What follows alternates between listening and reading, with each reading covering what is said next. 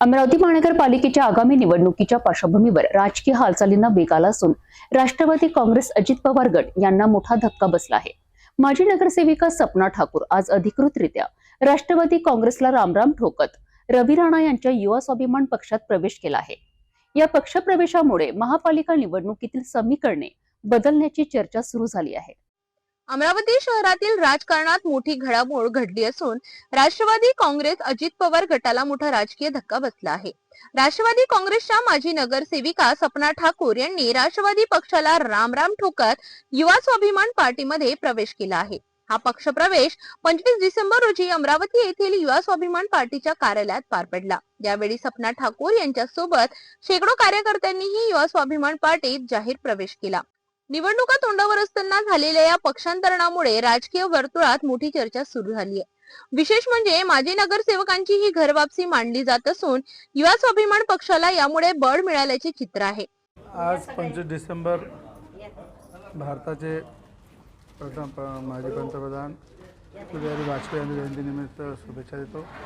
आणि आज आमच्या युवा स्वाभिमान पार्टीच्या एक आनंदाचा क्षण आहे की आमचे पारिवारिक संबंध असलेल्या आमच्या नगरसेविका युवा स्वाभिमान पार्टीच्या सपना ठाकूर या परत आपल्या परिवारामध्ये वापस आलेल्या आहे आणि वडाळीच्या विकासासाठी मंगलधामच्या विकासासाठी पुनश्च त्या सेवेमध्ये तत्पर राहण्यासाठी सक्षम सज्ज आहे।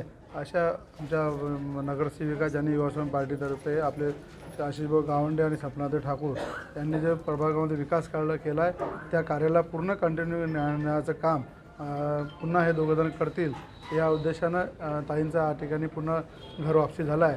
त्याबद्दल मी सपनाताईचं, शैलेश भाऊचं आणि पूर्ण वडाळीच्या परिसरातील नागरिकांचं आणि युवा स्वाभिमानाचे असलेल्या सर्व माझे मातृशक्ती आणि युवा मित्रांचं हार्दिक स्वागत करतो।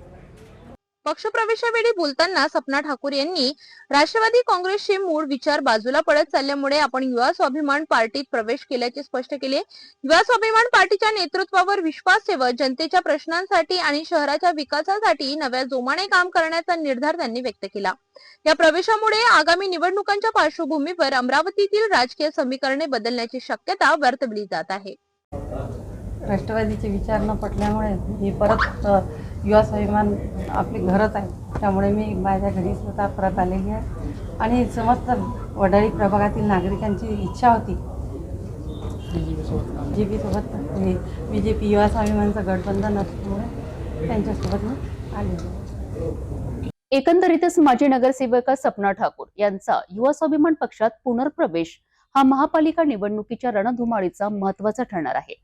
या पक्षबदलाचा नेमका परिणाम काय होतो हे पाहणे औत्सुक्याचे ठरणार आहे।